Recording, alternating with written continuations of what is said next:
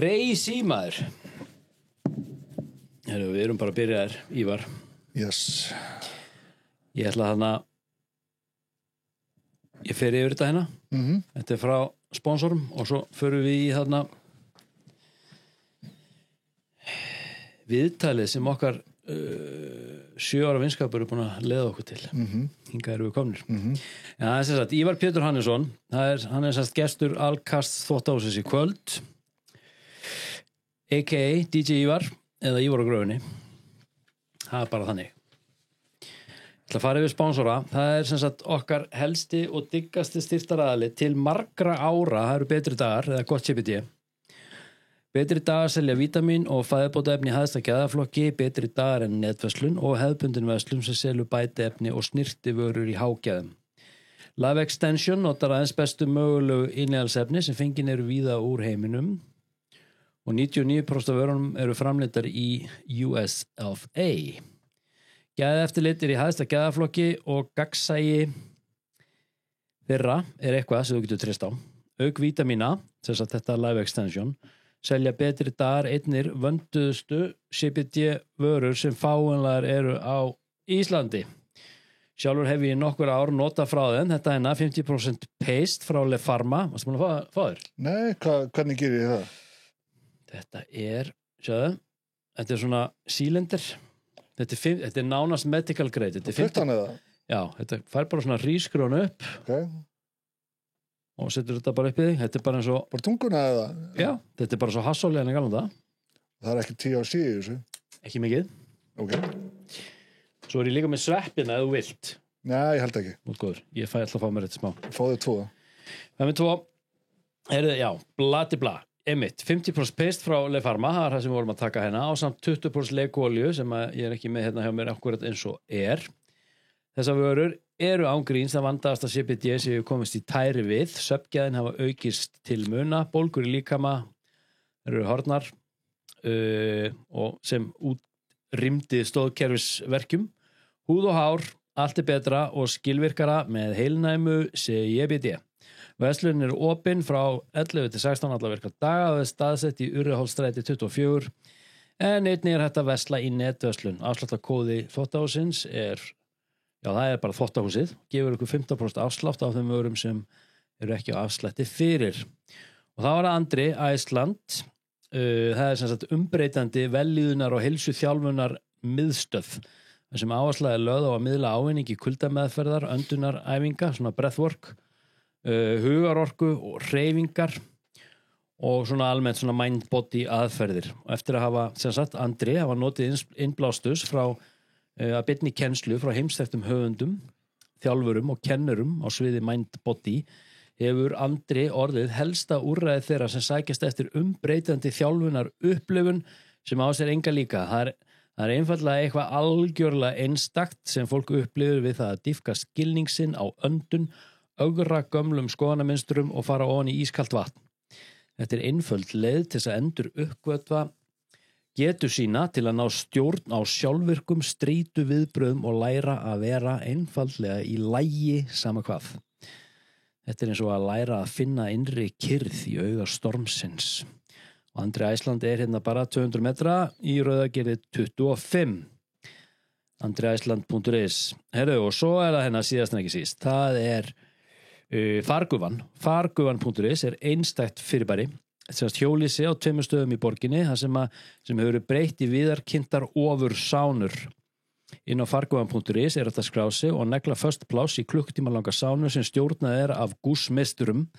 Ferlunni skipt upp í 3 lótur í góðum hita og raka, ilm og ljúfri tónlist og milli lotna svo kæling og þá yfirleitt í sjónum.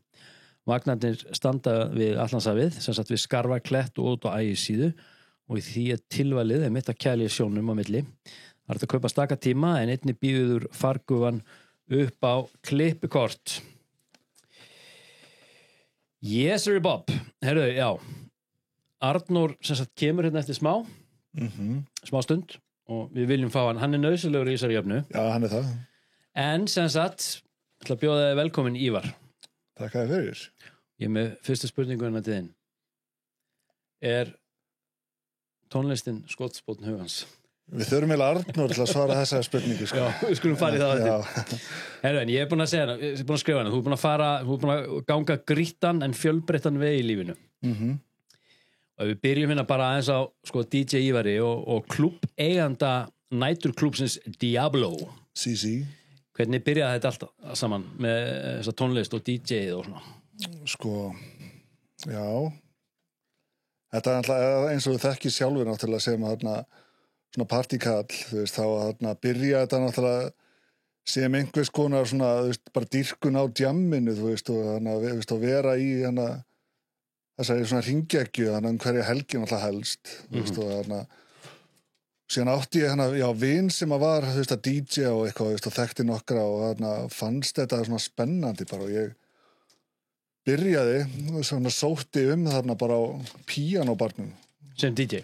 Já, og kunni ekki neitt og kemur kóngurinn maður. Kemur kóngurinn? Velkomin kóngur.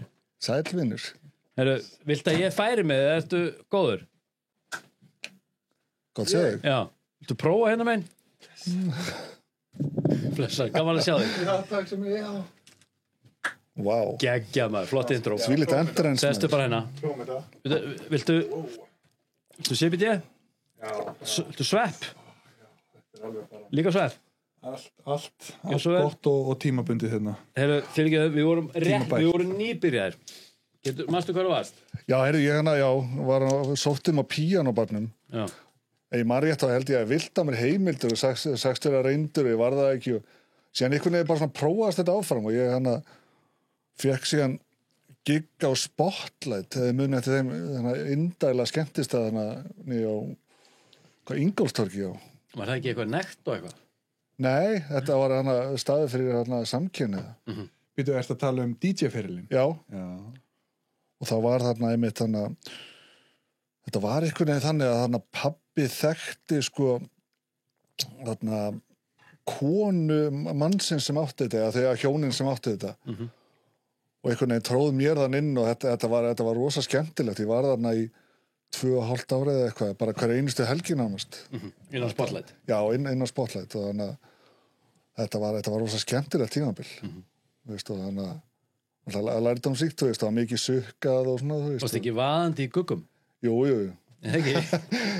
Svona eitthvað allavega, jú. En hvað er þetta 90s, 2000? Þetta er 1998-ish, eitthvað svona, ég átti 99. Já. Já, sennilega 98, þannig kannski svona late nóvember eða eitthvað slags. Já. En varstu frægur DJ á Íslandi? Ég veit það ekki. Jú, ætli það ekki. Þú komst fram í þætti þannig á Skjá einum. Já, heldur betur.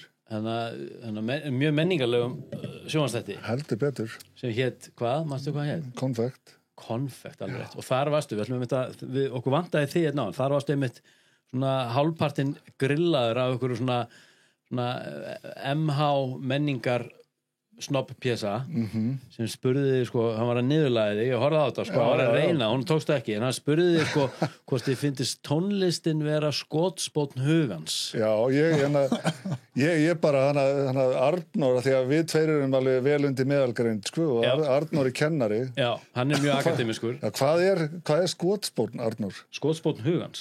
Skotspónn hugans? Þetta er bara svona einhver eitthvað sem að, þú veist þú svona, er það ekki, sem þú svona droppar inn svona þetta er svona hluti af einhverju sem að kemur svona óvænt inn, myndi ég halda. Hvað myndi að segja enska orðið væri? Ég myndi kannski skilja þetta betur.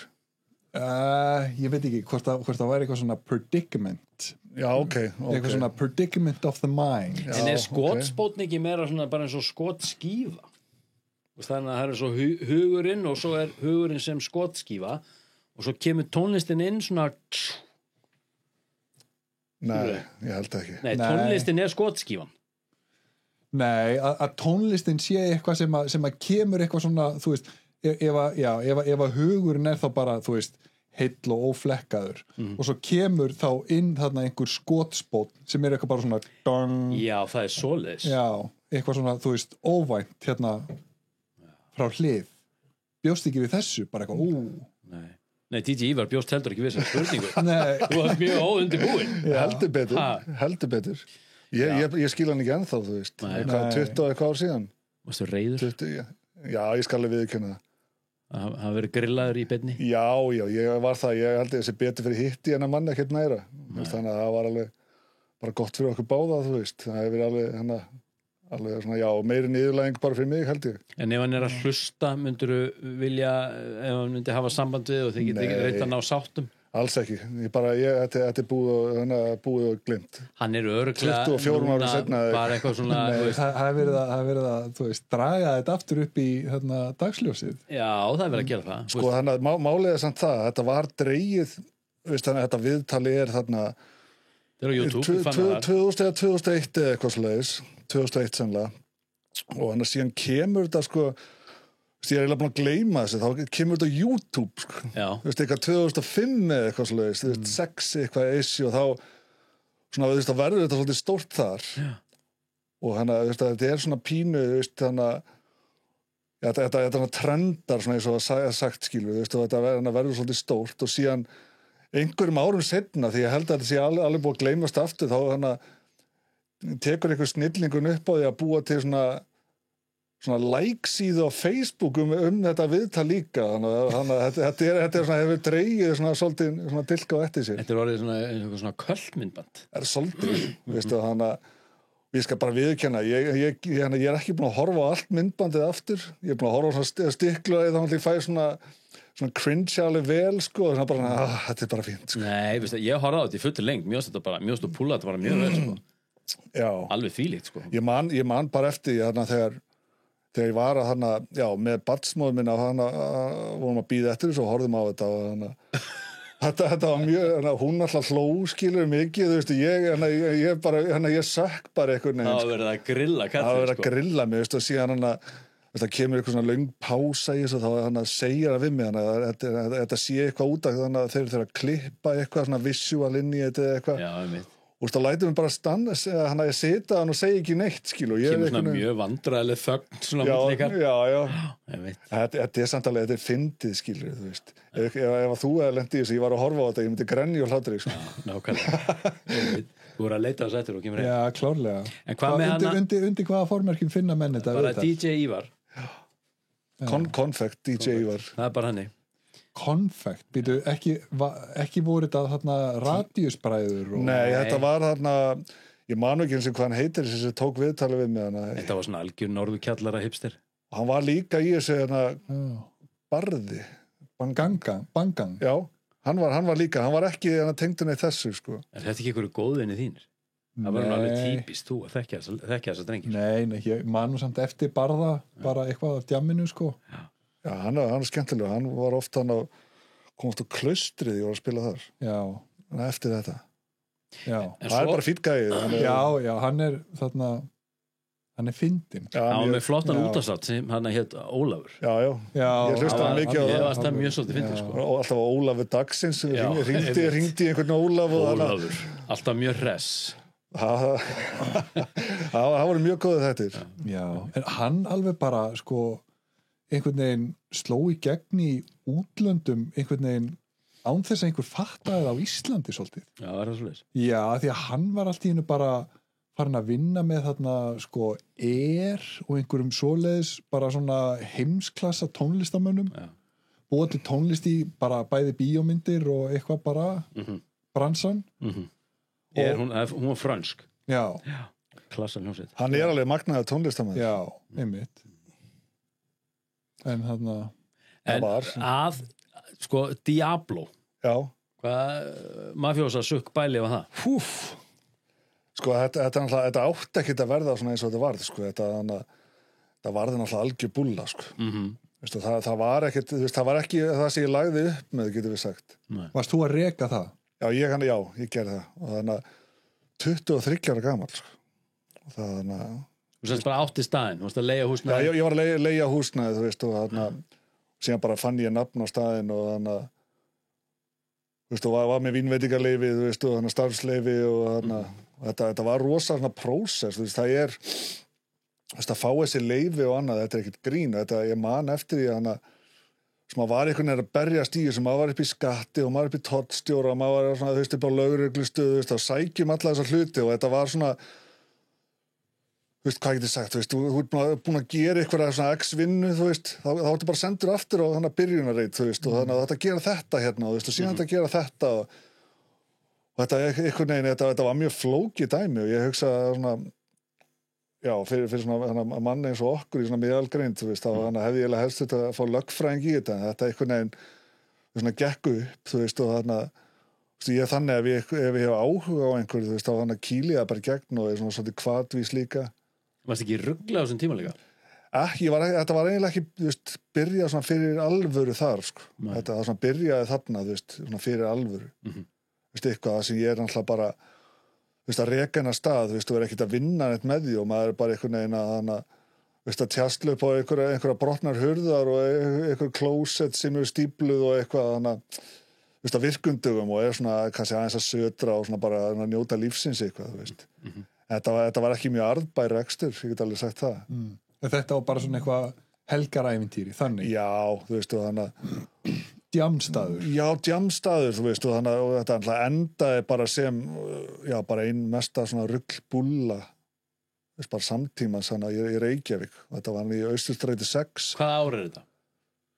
Þetta er 2001, já, þetta var nú bara, ég 2001, október, 27. október, opnaði staðurinn, það var afmælisdaginn minn, 23 ára afmælisdaginn, og opnaði hérna staðurinn, og hann að fyndna var, þú veist, og þetta hann átti ekkert að verði einhver svona búlla, þú veist, en þetta var það, og mamma hringdi í mig, þarna, á sunnudeginum held ég bara, þannig að þegar staðurinn þarna, bara helgina sem það opnaði og þannig þá var Jónína Ben heitin, elsku konan, þú veist, þá var hún í þarna, hvort það var ekki þarna, já, bara fréttum á Stöð 2, þú veist, bara fyrir utan staðinn hjá mér að hana bara, ég man ekki hvort að það var krótað á eitthvað hjá henni, eitthvað, ekki tengt mér eða mínum skemmtistæði eitthvað, en hana, þá var henni að urðaði staðið minn og kallaði þetta dóbúllu, þú veist, og hana, af hverju?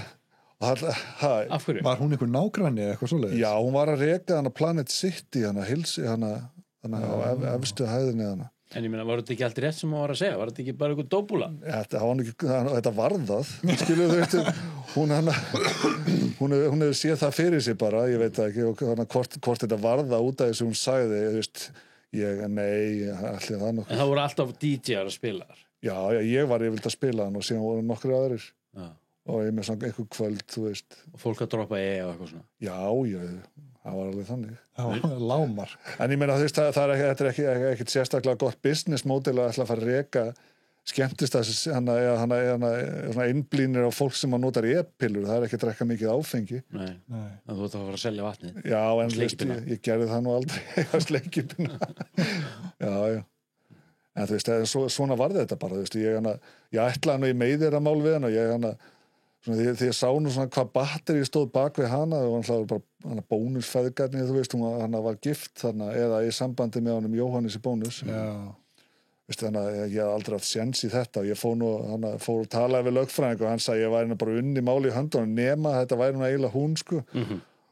Og ég veit það ekki, ég var mjög reiður út í hann náttúrulega, þú veist, og sár og eitthvað og síðan sættist ég við hana bara einhverju setna, þá hitti hann á einmitt á svona á 12 spora fundi, ég má segja það, en ég ætla ekki að segja hvernig 12 spora fundi, en ég hitti hann á 12 spora fundi og ég ákvað að sættast við hana bara sjálfur, ég sagði ekkit við hana hver ég var eða eitthvað, við spjöllum heilengi hana saman og áttum bara svona góða stundu, ég fann kærleika til hana bara. Veistu, þannig að þú myndist kannski ekkit á þetta sérstaklega. Nei, til hvers, þú veist, til hvers að rífa það var vist þú að fín kettling. Ég kunni ágætlega við hana þarna, sko, ég kunni ekkit vel við hana, þú var að auða yfir mig í sjónvarpinu, sko, kunni ég ekkit sérstaklega vel við hana, en þú veist, þarna þá kunni ég vel við hana. Já, ég meina, hún var náttúrulega bara frumkvöðull og bara þvílíkur meistari hérna í líkamsrækt og bara viðskiptum. Heldur betur með detoxunum að þessu. Já, alveg bara senda fólk á stútin alveg hægri vinstri, sko. Já, kunnum að meta það. En þótti alltaf svona svolítið umdeild út af þessu detox-móti sínu, sko. Það var svolítið á undan sinni samtíð, nú allir eitthvað að tróða einhverjum vökva upp í raskati á sér. hægri vinstri Já, eða CBD stílum. eða CBD-stílum Já, jú. bara mun að snúa þeim rétt Er hægt að snúa en vittlust? ég gerði Á það hliðið eða hvað? nei, þú veist, þeir eru svona eins og eldflög sko, þannig að ef þú snýðum vittlust hann kom alltaf út aftur þannig að ég veit að bara klemma, íta hann aftur inn og klemma Já, alveg, ok. Skilurðu? En herðu, áður en við förum í hana vesenið, þú veist, sko, eftir 2 ár tæft þá hann að verði í 50 og allir Arnór verði ekki hluti af sko veislustjóra teiminu ég ætla að vera með teimi Svoleiðis. já, svo þegar ég var með DJ en ef þú ætlar að vera DJ í fundsamlinu mínu hvernig tónlist ætlar að spila?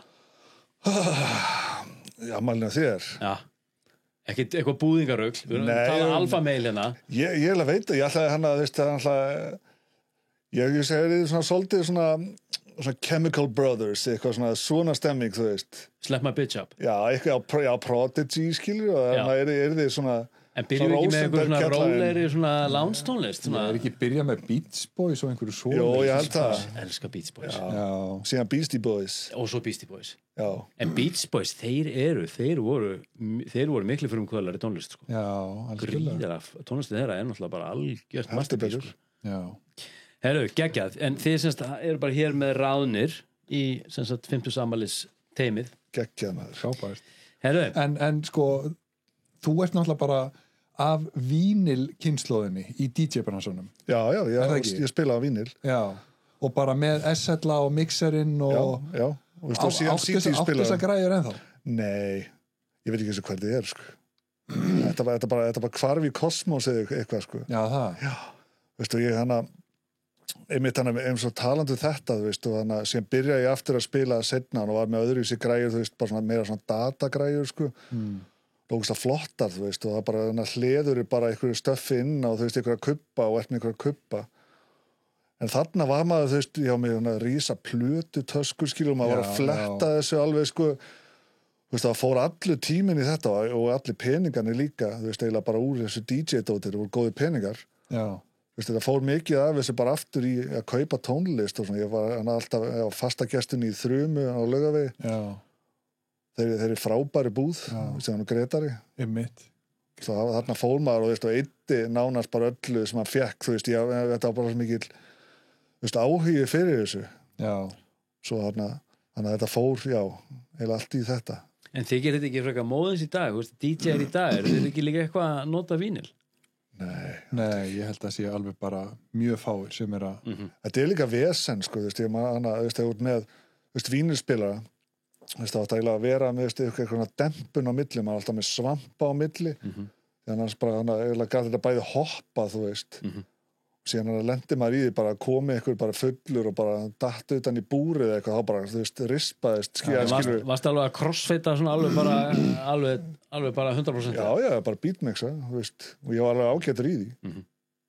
Og þannig að það var einmitt, þannig að, veist, að ég var svona, þú veist, svona commercial plötusnúður, þú veist, og það var svolítið svona lið, já, þú veist, að spila bara svona pop, þú veist, þannig að svolítið litið niður á okkur, svona af þessum fínu plötusnúður, skilur, það er svona party zone og svona, skilur, og hérna, það var hana einn gæi hana sem að, einmitt, það var inn á spjallgrúpu á Huga, ég alltaf svolítið svona, þú veist, ég þótt alltaf svolítið vænt þetta, það voru einhverja drullið mig hana, þú veist, og þá kom einn hana sem ég ætla ekki að nafngreina, sem er bara mjög svona virtur plötusnúður.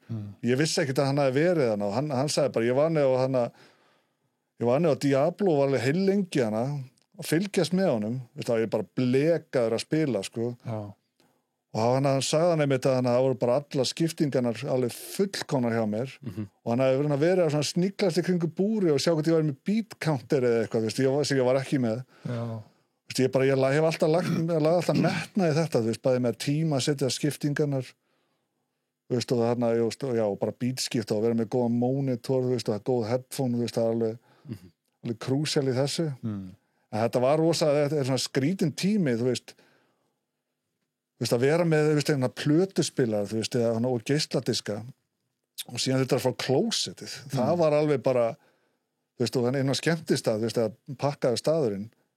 Þú veist, þú ert ekki að fara að hoppa bara klósettið, lægið kannski 5 mínútur eða eitthvað. Þú veist, og þetta var helviti útséður.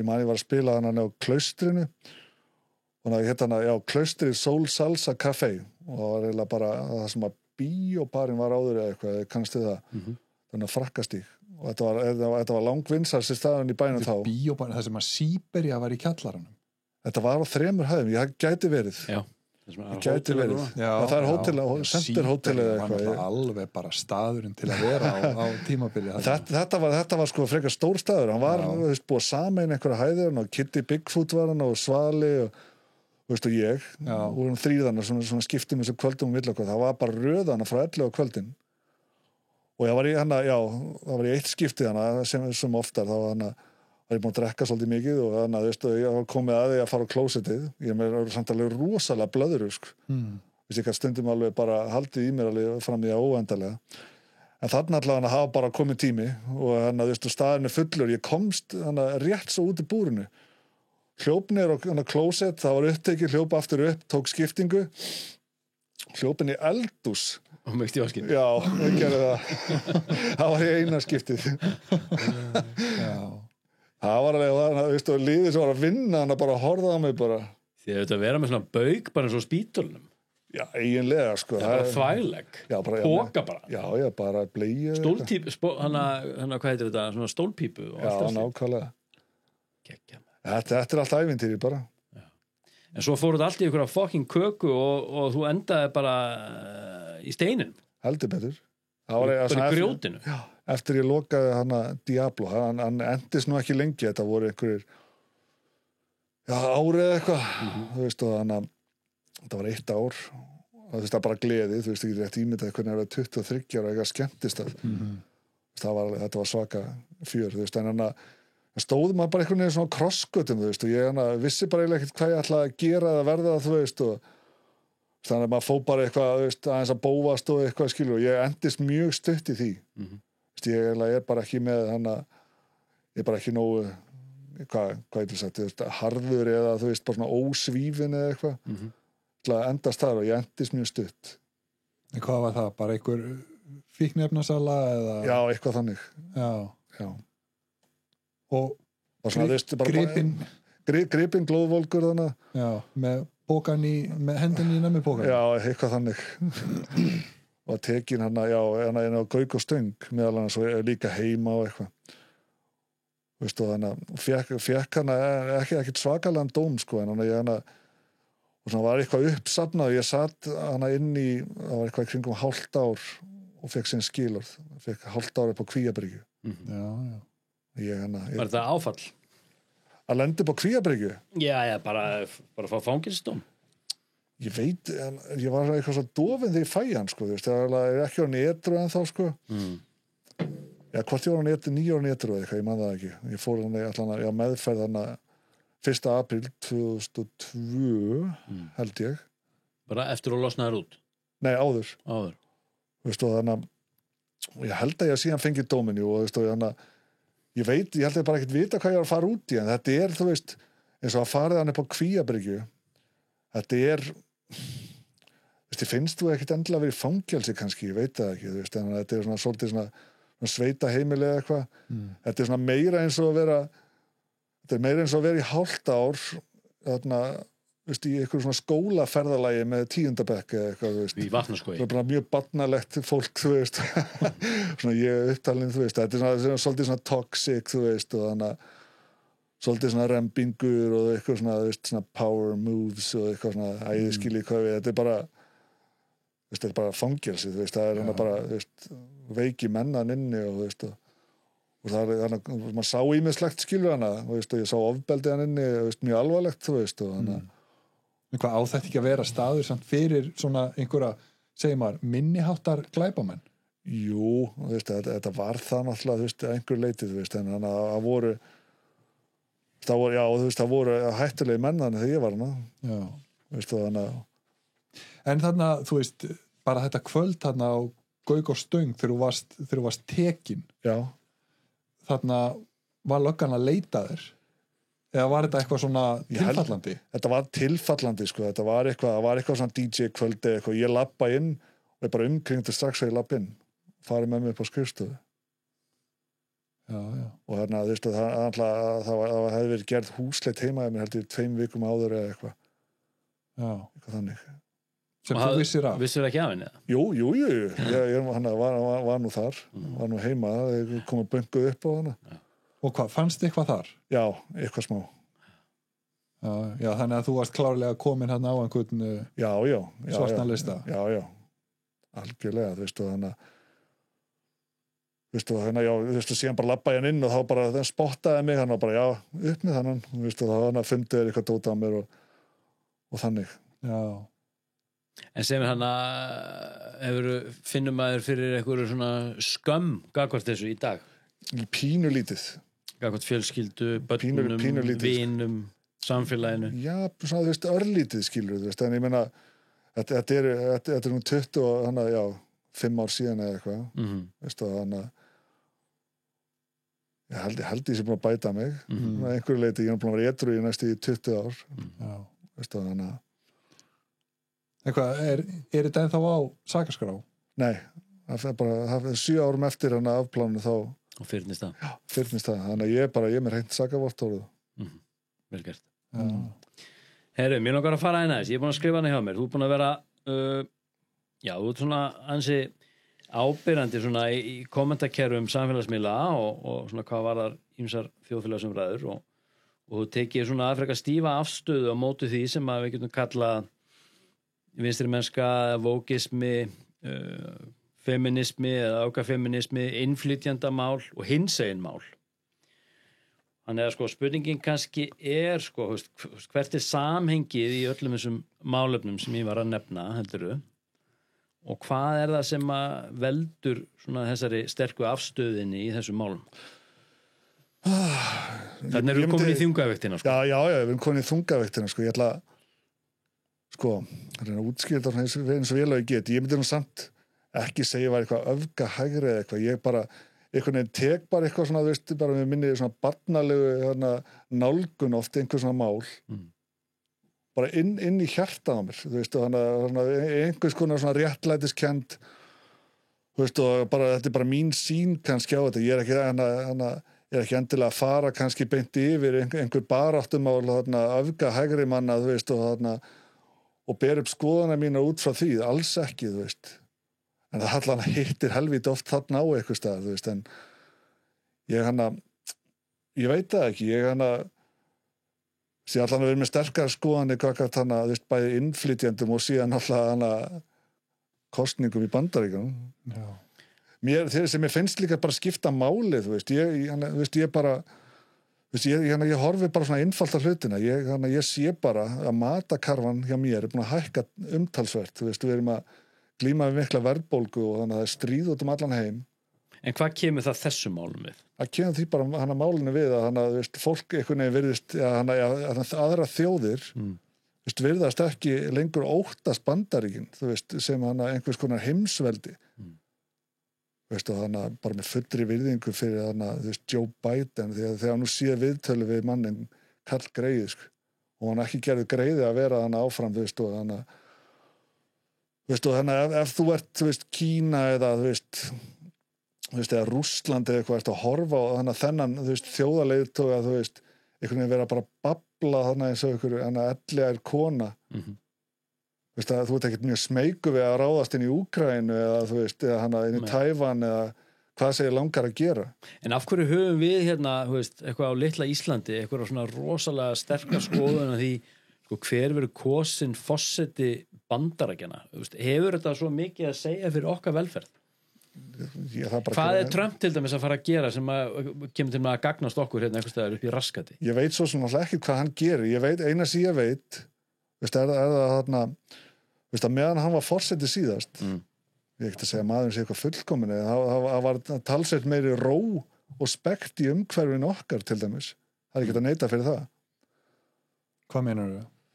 Þú veist, þá er ég bara að tala þú veist, það var ekki þessi verðbólga sem við erum að glíma við núna og stríðsrekstri til dæmis, þú veist, en þessi verðbólga, þú veist, ég meina við þurfum nú ekki annað en að líta kannski bara til Danmerkur og Svíþjóðar og Noregs að þá eru það kannski svona lönd sem að standa okkur mjög nærri en eru, þú veist, alls ekki að glíma við, þú veist, sömu matakörfu eða sömu verðbólgu og við.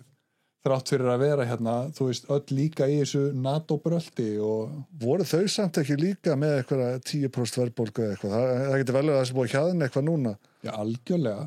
Ég meina, þú veist, húsnæðislán í þarna Danmörku, það ekki, þú veist, þar eru við bara að tala einhverja, 4% vexti? Jú, ég meina, ég held að Heildarvexti þá, já.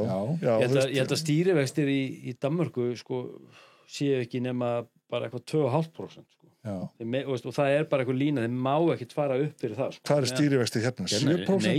Nei, eru hvað, 9,5%? Wow, þú veist, og ég segi félögum mínum í Danmörku frá því sem er í gangi hérna og þessari vaxtatölu, veist, ég held að ég sé að borga 11% vexti á mínu húsnæðisláni. Þetta er alltaf bara, þetta eru handrukkara vextir eða það sem voru þetta er það sem voru yfirdráttavextir, sko, síðast því að ég vissi, sko. Og nú heita þeir held ég stærri kringum 19% sem eru basically bara handrukkara vextir, sko. Veist, en svona að þessu sko ef við förum hérna aðeins í þessa vinstri mennsku hérna og vókismann kannski, við getum kannski byrja ef við ætlum eitthvað að þrefa okkur í gegnum þetta og veist, hvað var það skilgreiningu á vók? Ég hefði nú bara gaman á að heyra ykkar teika á þetta, ég meina hvað er það? Hvað er vók? Ég googlaði nú vók daginn, bara svona að skoða þetta eitthvað, það hann að, þú veist, vók alveg, þú veist, svona fallegt hugtak, þú veist, þannig að per se, þú veist, og þannig að vera að tala vók einhver sem þú veist, vakandi þannig að gagvart, þú veist, rasisma meðal annars, þú veist, það ekkert þannig að þú veist, og óréttlæti en síðan náttúrulega eru þeir náttúrulega sjálfsög að velja sér náttúrulega hvað þeim finnst náttúrulega óréttláti eða hvað þeim finnst vera rasismi. Já, þetta svona, þú veist, það okkur einn meðvitund sem að fylgir þessu algjörlega. Þú veist, þú átt að vera meðvitaður kynþáttahyggju og meðvitaður þú veist, kyn og allar bara, þú veist, skilgreiningar sem að fylgja því og einhvern veginn ekki áætla neitt, þú veist, ekki áætla kyn á neittni manneskju. En má vók, og þú veist að tala skilgreiningar á kyni og annað, ég meina, fellur það ekki undir sama hatt á vók ekki að spurja spurninga? Gagnrýna spurninga? Á hann bara í rauninni að fylgja þeim skilgreiningum sem eru borðnar á borð án þess að spyrja í rauninni eðli málsins? Nei, ég held að þetta sé meira svona, hvað ég segja, þú veist, ekki afstæðishyggja en svona, þú veist, persónuleg afstaða virðist einhvern veginn trompa allt annað, fattaru? En er það ekki... Ef að ég upplifi mig sem bara svarta konu, þá verður þú bara takk fyrir að ávarpa mig og umgangast mig sem slíka. En ég meina það... Og ef að þú ert ekki að, þú veist... Gúttir það? Já, þá ert þú bara hatari, sko. Ok, en ég meina, ég þekki nú fólk sem að hefur nú bara, veist, verið, sko, sjálfræðissvift og bara og þvinglifið bara inn á kleppi fyrir minni tilefni þetta. Ég meina, þarna ertu bara að lýsa geðrósa ástandi. Já. Klárlega. Þetta eru ansi stór orð. Nei, svona í alvörunni. Arnar, þú ert kanselaður, held ég. Já, hefur það. Þú ert búið kanselaður hérna. En ég meina, þú veist, ok, ef við förum sérst bara inn í, sko, hvað er að byrja með þér? Og að fara inn í feminisman? Tekur þið þriðju vaktina heima hjá þér? Já, en ég tek hana, skilur, en ég er samt á sama tíma alveg ótrúlega eitthvað mikil slubbert, sko. Okay. Ég man aldrei hvað þessi kennarar heitaði allt þetta lið, þú veist, það er þriðja vaktin, þú veist, að vita er það ekki rétt hjá mér, þú veist, að vita hvað kennararnir heita þetta er þessi huglæga byrði. Já, þú veist, þessi hræðilega byrði en að vita hvað vinir barnana að heita og alls konar svona hluti, þú veist, og hvenær tannlækna tímin er foreldrar vina barnana. Já, eitthvað alls, ég er svo slæmur í öllu þessu en á sama tíma, þú veist, er ég mjög virkur í lífi barnana minna, þú veist, hvað þetta varðar. Ég alveg viðurkennt að ég var nú það var að lofa mér að vera ekki móðgæða við mig eða hlusta ekkert á þetta viðtalina, þannig að ég man ekki einu sinni, sko, hann var að byrja í 3. bekknum á sonu minn, ég man óljóst nöfnin á kennunum sem búin að fylgja honum alla tíð og ég er búin að vera þarna á, sko, ég veit ekki hvað mörgum þú veist, kennarafundum og þú veist, og bara á 3 mánaða fresti eða hvað þetta er, þú veist, og ég er alltaf bara jafn clueless. En hvort er það, ég meina, hvort myndir segja að það myndi flokkast undir ábyrgðarleysi af þinni hálfu sem foreldri eða eru við hérna oft á tíðum strákarnir bara eitthvað greindaskertir? Ég held að sé bara grindaskerðing. Já, það. Ég held það bara, ég veit það ekki. Ég er alveg, þú veist, ég er bara svona búið með til tækni svolítið svona við að muna nöfn, þú veist, eins og þannig að ef ég ætla að muna eftir Arnóri, þú veist, þá myndi ég alltaf hugsa bara, ok, Arnór Guðjónsson, þú veist. Þú veist, ég hef búið með til svona tækni, þú veist, eins og ég vinnunni þegar kemur einhver nýr, þú veist, og hann heitir kannski að sama á einhver annar, þá byrja að tengja þá einhvern veginn svona saman. Þú veist, og bý mig til einhvern veginn þannig dæmi, þú veist, ef ég er að fara að hitta einhvern á 3 mánaða fresti, þá man ég bara ekki hvað hann heitir. Ef fatt ég mig, þú veist. Ef ég myndi umgangast þær í viku, þá myndi ég vita nöfna að eilífi. Núna eða ef þú myndir láta þetta svona skiptaði virkilegu máli og þú veist, getur tekið þú veist, átak hérna í viku og bara, þú veist, drillað krakkan í hvert skipti sem að kemur heim úr skólanum hann reynda talar ekki þannig að ég er að slopp þannig að það er alveg excused þar ok, en hvað, þú veist, skrifa eða þetta gæti alveg einhvern veginn reynda að leggja mig betur fram á hana, ég skammast mér pínu fyrir þetta líka, þú veist en maður síðan sama tíma er ég kannski svolítið að treysta á að barnsmóðin minn sé rosa vel inn í svona vissum málum og annað, þú veist, og við erum með 50-50 sko þetta reddast alltaf einhvern veginn með samvinnu já, þú veist, og ég bara stend mína plikt, þú veist En svo er líka annað í þessu Þorsteinn í karlmennskunni, hinn mikli meistari nú er hann að bjóða upp á námskeiði það er svoleiðis hann að námskeið í rauninni karlmennsku og svona skilgreiningar á karlmennsku og svona horfast í augu hinn og þessi hugtök og tilenga sér þau og sjá í rauninni eðli þriðjuvaktarinnar og hvað þetta er allt hana, sjúklega ósangjant getur ímyndað þér að fara á borga 30 skall og fara á námskeið hjá Steina í karlmennskunni ég ætlaði að segja Steina en ég hætti við það ég myndi aldrei segja Steini í karlmennskunni Sko ég er bara viðurkenna, ég veit ekki neitt hver Stein er, ég er bara, maður svona séð að gert svolítið grína á honum, þú veist, á einhverjum brandarasíðum sem maður er á, þannig að fyndni frændur á Facebook. Já. Veist, er þið á þeirri grúpu? Nei, þú varst eitthvað að bjóða mér inn á hann í dag. Er það? Já, þú sendið mér skilum. Já, ég hef sendið eitthvað post þannig, já. Ég man ekki eins og hvað ég sendið þér, það var eitthvað ógeðslega fyndið.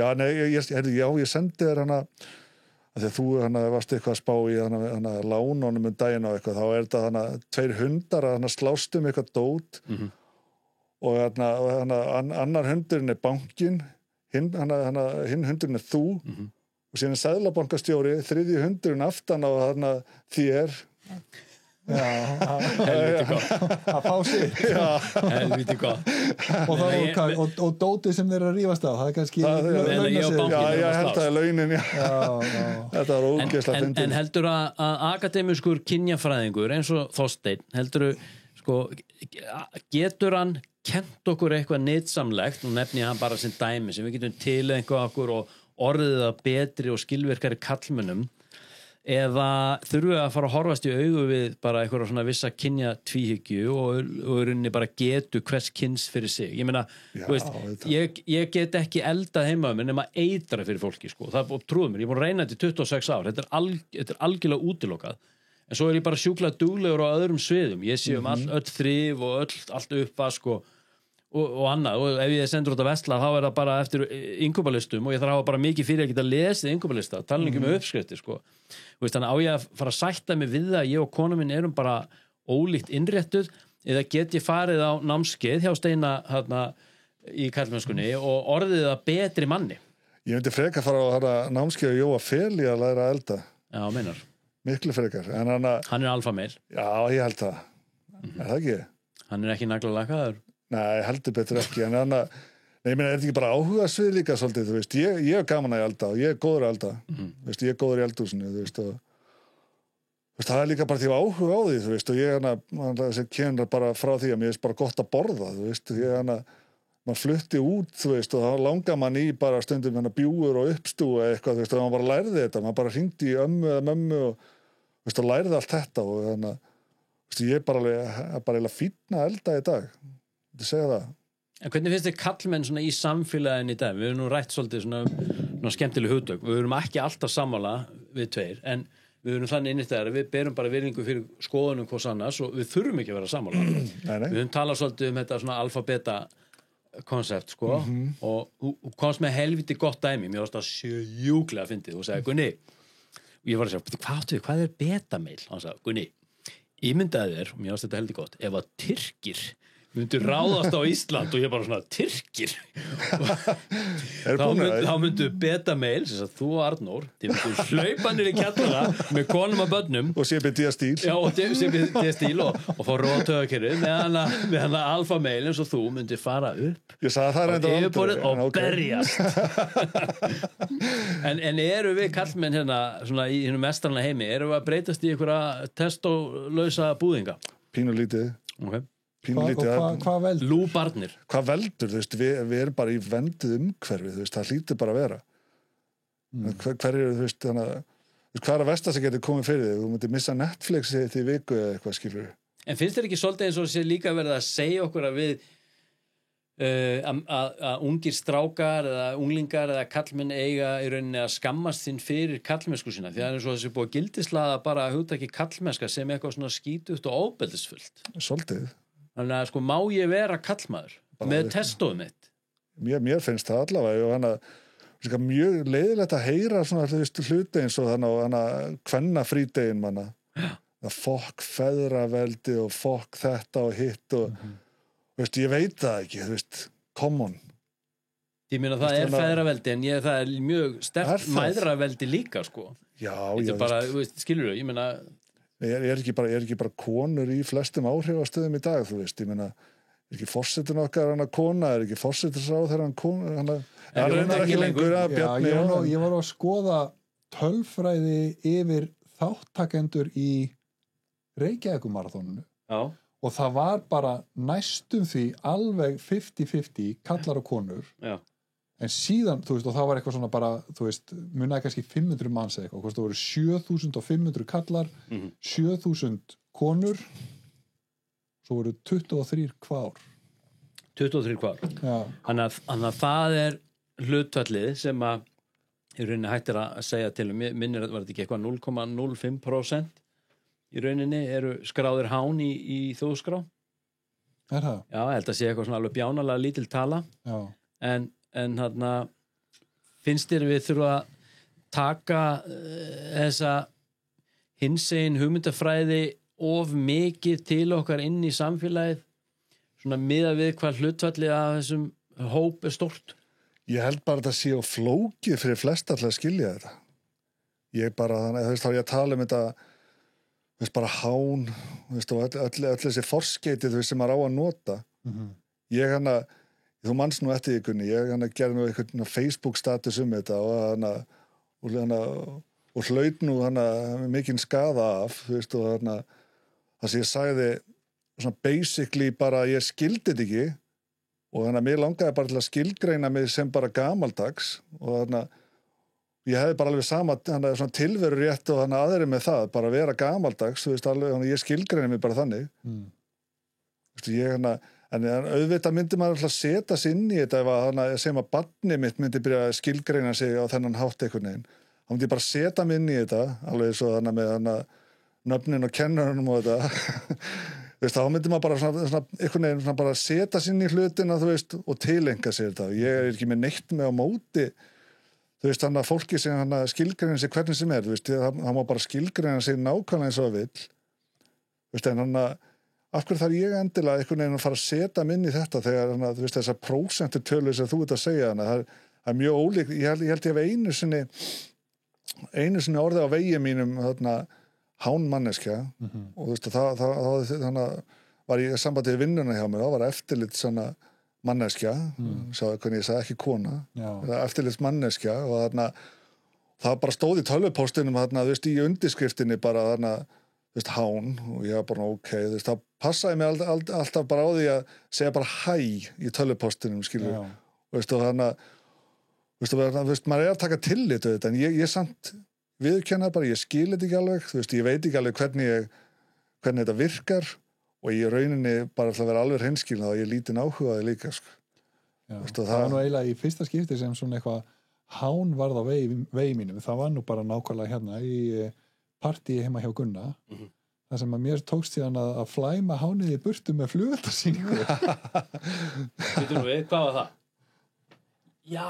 Ég var bara að heyra þess að sögu þetta. Alveg rétt, þá kom hið rétta eðli Arnórs í ljós. Þarna sá ég svip á Arnóri sem ég aldrei séð áður og Já, ég var nú að viðurkenna, ég var svona smá smeggur, sko. Já, þú sér þann kannski eftir 3 vikur. Já, meina. Nei, en sko, þú veist, ég var hérna með grillvöslun daginn og það var hérna fólk hjá mér, nágrannar og það var sem sagt einn félagi hérna sem að er með sterkar skoðanir á þessum málum og hafa verið að tala þessi mál, hins einn mál og hérna innflytjendamál og hafa eins og segja, með mjög sterkar og svona afgerandi skoðanir svona sem að þóttu svona ekki beint umhverfisvænar allavega í því umhverfi sem hann fann sig í sem var til þess að einn stendur upp og bara algjörlega tók hárblásarinn á hann hundskammaðan og rauk svo bara út fljótlega en það endaði allt ágætlega en daginn eftir sendi ég skilaboð á hárblásarinn og sagði við hann að mér hennu fundist hann svona hafi verið aðeins svo harkalegu við vinninn og þá segir hann við mig að sko að hann er sér bara í rauninni búin að fá nóg bara að því að hlusta á svona fredtólka og segir að þetta sé ástæðan fyrir hérna, hvað kallaði hann þetta, bakslægi í rauninni þessum hinsegin málum á Íslandi sko sem að hinsegin samfélagi er að finna fyrir og en á sama tíma þá sé ég að veist, það er annarkvæmt stórfyrirtæki og bókstaflega annarkvæmt stórfyrirtæki komið með hinsegin vottanir hérna á Íslandi, eða það lítur að vera því það er flaggað hinsegin fánum hérna bara hvað sé húsasmiðan eða Bíkó eða Origo eða bara út allt skilur mér þess að fjölbrautaskólar eru fannir að flagga í rauninni fánum eins og það sé í rauninni komin hérna bara eitthvað nýtt ríki eða trúabragð eða eitthvað inn í myndina og það eru aðra hverja götu málaðir hérna með regnbogalitum og kirkjurnar eru búin að taka þetta til sín og kirtlarnir eru orðnir regnbogalitar og ég veit ekki hvað ég meina, hver er þín skoðun í rauninni á þessu, hvað var það finnst þið vera bakslægi í þessum efnum og finnst þér svona fredtólkur eins og þú bera eitthvað ábyrgð á því? Nei, enga sko, en þetta var daginn, þetta var frétt sem að var íslenska álfélagið, Ísal var að skikka starfsmennina sína til að fara í hinseginfræðslu utan vinnutíma. Til þess að fá þessa vottun? Já, til að fá vottunna, þú veist, og þannig að ég veit það ekki, ég skal vera alveg hreinskilinn, mér finnst þetta algjör fróða, sko. Hvað það? Bara vera að láta fólk, neyða fólk, skilur, þú ert að neyða, veist, út að neyða fólk til að koma utan vinnutíma, þetta fólk er að vinna í vaktavinnu, þú veist, þetta 12 tíma vaktir eða eitthvað, síðan þetta neyða fólk til að koma utan vinnutíma og þarna, ég heldur að nú nánast hótað að segja fólki upp eða mætti ekki á þetta.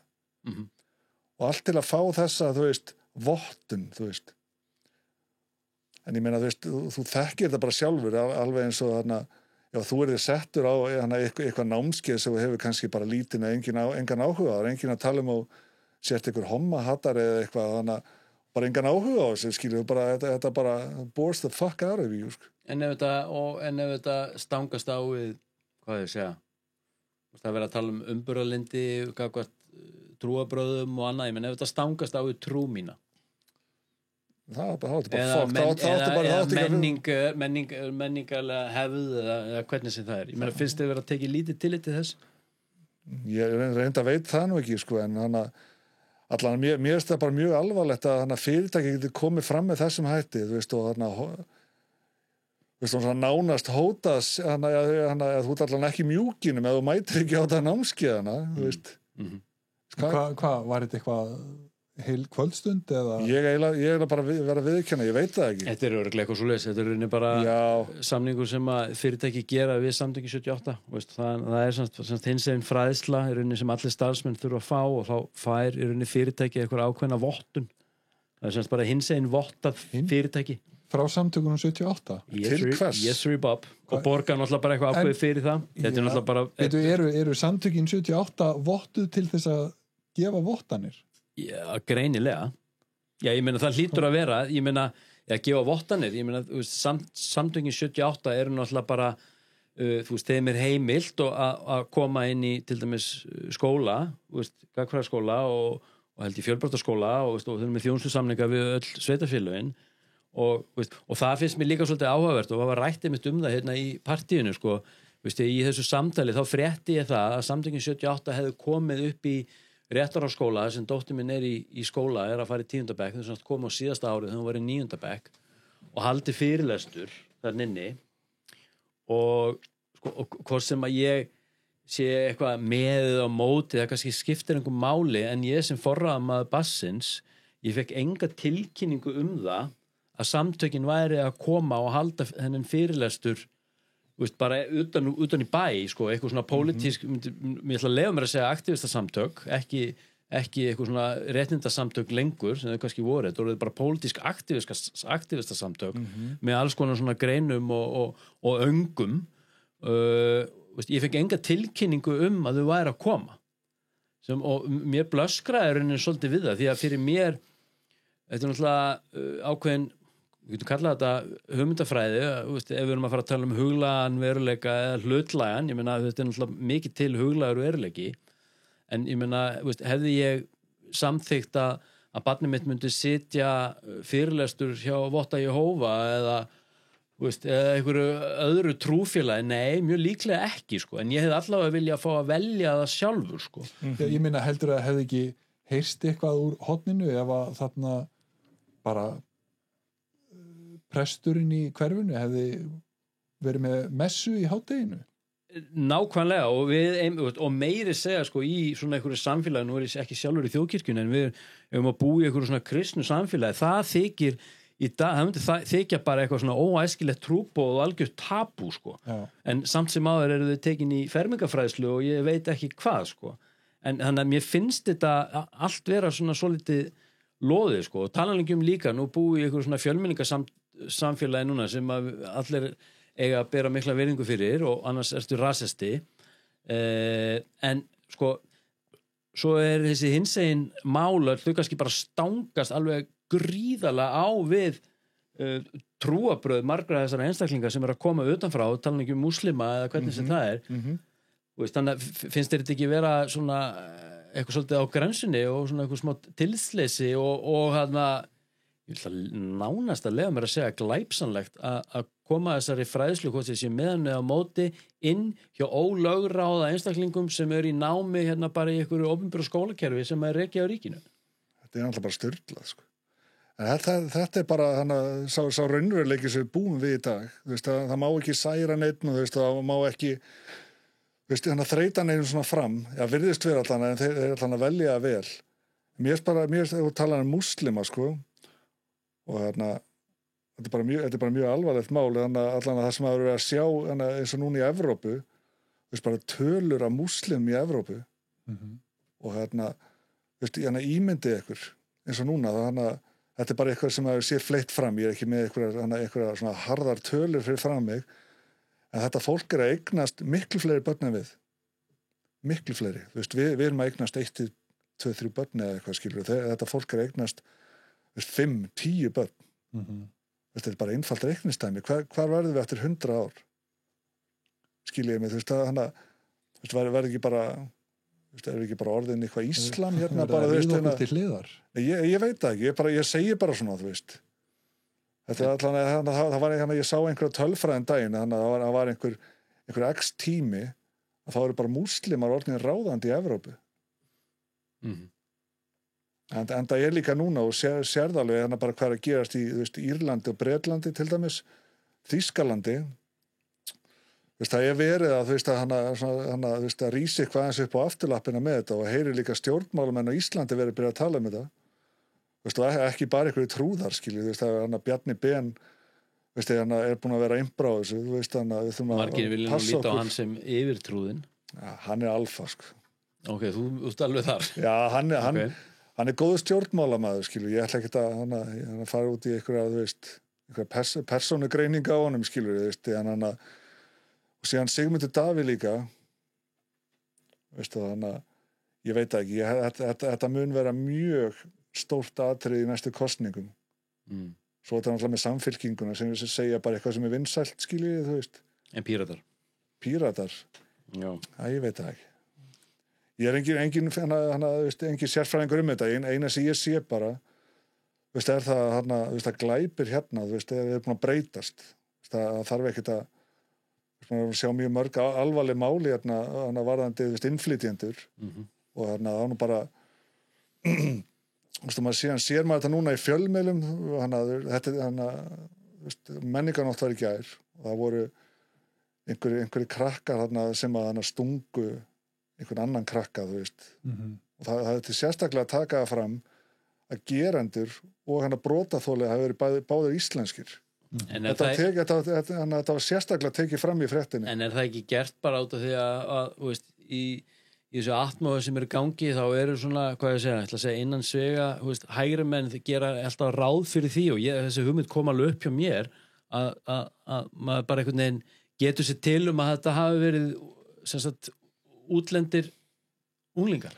En það allan að það að taka það fram í dag, þú veist, og ég meina að svona alveg eins og það er oft tekið sérstaklega fram ef það eru ekki Íslendingar.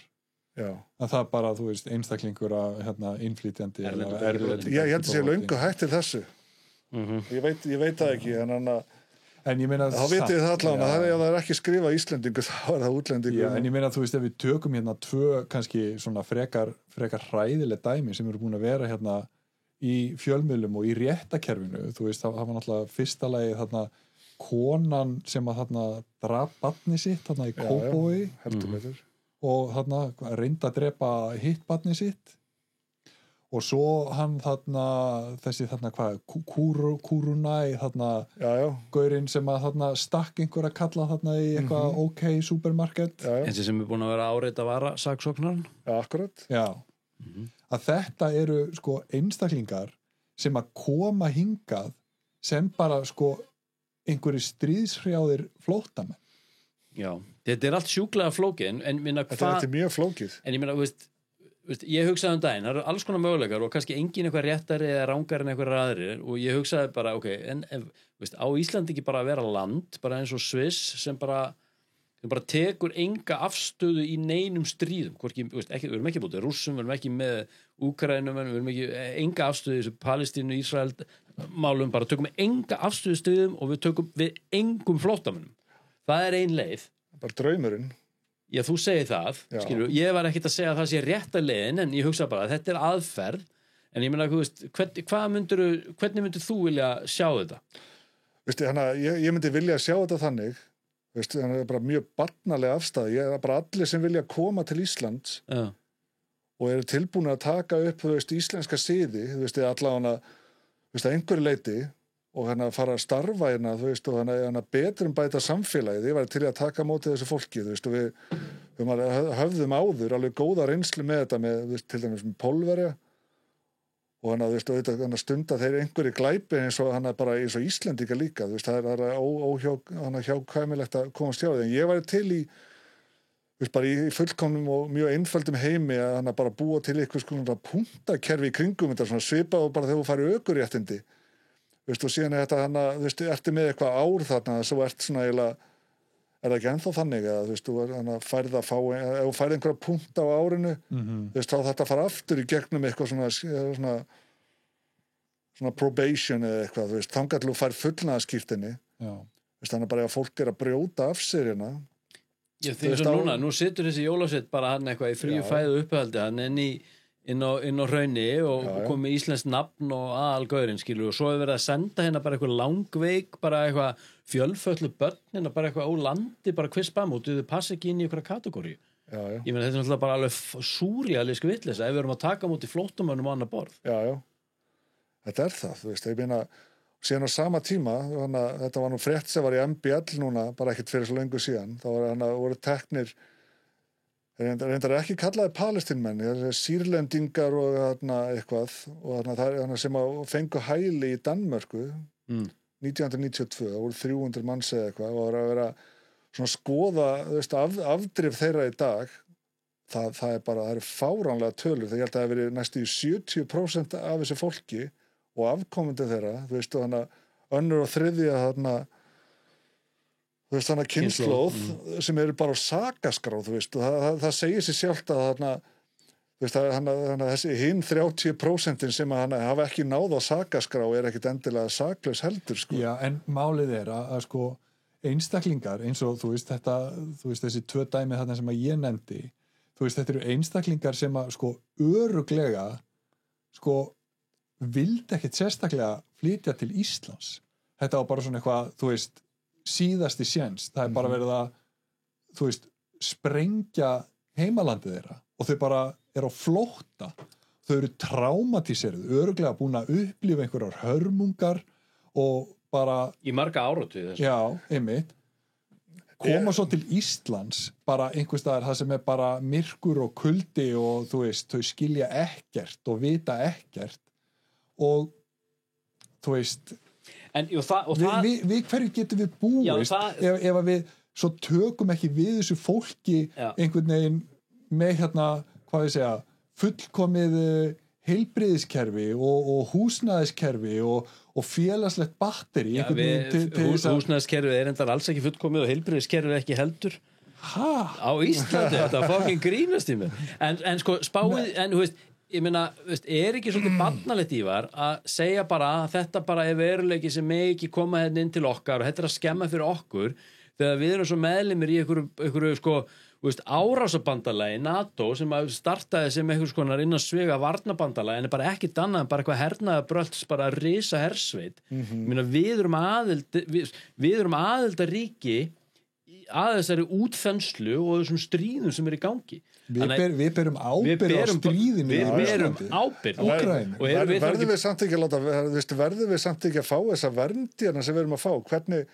eins og núna það er alltaf búið að ráðast oft inn á Ísland það var frakkar að við komið inn eða ekki og Bretar þjóðverja líka eða ekki Ég hef ekki hugmynd þú ættir að vita það, þú ættir að kenna sögu Nei, ég meina þannig séð eina skiptið sem að kom einhver tíman sko hernámslið Þetta ekki bara ekki að Tyrkja guttu málið bara Nei, ég meina það var náttúrulega bara svona eitthvað strandhögg þannig, það var bara svona strandhögg en það náttúrulega bara þegar Bretar koma hérna og bara hertaka landið Íslandi búið að lýsa yfir sjálfstæði og hlutleysi en þú veist, Bretarnir bara einhvern veginn, þú veist, sá ekkert fram á það að geta einhvern veginn, þú veist höndlaði þetta stríð í þarna Atlantshafinu, öðruvísin að vera með bækjustöð á Íslandi. Nei. Þannig að, þú veist, þeir bara koma og völdu við. Já, en forsendurnar eru bara breyttar þegar varnarbandalag breytist í árásarbandalag. Já, það er það. En ég meina, hvað er að gera? Við þurfum á bandaríkjamönnum að halda hérna. Til hvers? Ég meina hvað, að því að hvað? Annars, koma Norður-Kóreubúar eða koma rússarnir eða tyrkirnir eða... Ég veit það ekki. En ég meina, þú veist, hvað er málið með Sviss þá? Ég meina land sem bara, þú veist nákvæmlega. Sem bara, þú veist, umkringt þú veist hvað, Þýskalandi Það er aldrei ráðist inn á Sviss Nei, það dettur engum í hug það bara, Eru þeir ekki að geima alla peningana fyrir það? Það gæti verið mögulega ástæði fyrir Þeir bara hérna tína pinnúmerinn eða eitthvað Já, en mér finnst þetta að vera oft svona svolítil forréttindar fyrra að segja bara hérna að við bara megum ekki og eigum ekki skilið að díla við neinar afleiðingar af einhverjum hræðilegum stríðum sem við sjálf eigum bara mjög sterkar hlutdeild í. En við erum að taka líka afstöðu, þú veist, eins og með Úkraínu. Og með Ísrael, basically. Já, ég meina... Já, í rauninni. Já. Ekki á götunni. Gatan segir Palestína. Já. En hið opinbera segir Ísrael á þess að segja já, segir ekki neitt og segir ekki bara neitt lætur það slæta nákvæmlega hvað finnst ykkur samt það hvað finnst ykkur eins og hana í Palestínu það er ekki leyfilegt að vera samkynhneigður í Palestínu